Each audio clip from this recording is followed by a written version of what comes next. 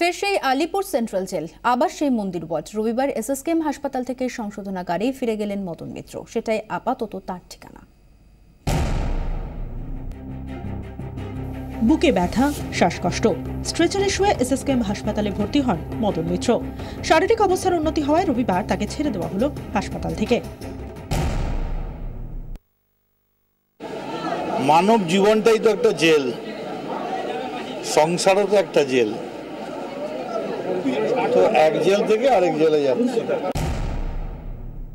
যা যা তথ্য ওরা চেয়েছেন আমি দিয়েছি। আমি দেখছি যে সবাইকেই যারা ডাকছেন তথ্য জানার পরে তারা রিলিজ করছেন, কিন্তু আমার ক্ষেত্রে 18 মাস হয়ে গেছে। It is too much.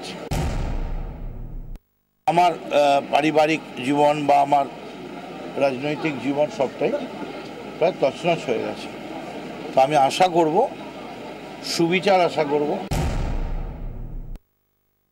ভালো তো তদন্ত করতে বলেছেন, এই তদন্তই তো সবাই চাইছিলেন। ম্যাথিউস না কি নাম, এই লোকটা কে আমি জানি না। সে আমি দেখে যাচ্ছি মুখ্যমন্ত্রীর এক একটা স্টেটমেন্টের পাল্টা স্টেটমেন্ট করে যাচ্ছে। সে কি একটা পলিটিক্যাল পার্টি নাকি? ইলেকশনে অংশগ্রহণ করবেন, রাজ্যসভায় যাবেন। এখন প্রভাবশালী না, আমি প্রাক্তন। আগে জানলে আমি প্রসেনজিৎকে রিকোয়েস্ট করতাম, তুমি করো না, তুমি তো অনেক বই করো, একটা আমায় ছেড়ে দাও প্রাক্তন। আর প্রাক্তনই না হয় বিজেপি বা কংগ্রেস থেকে কাউকে নিয়ে নাও। সারদা তদন্তে গ্রেফতার হওয়ার পর আলিপুর সংশোধনাগারেই ছিলেন মদন মিত্র। রবিবার থেকে আপাতত সেটাই ফের তার ঠিকানা। ব্যুরো রিপোর্ট, 24 ঘন্টা।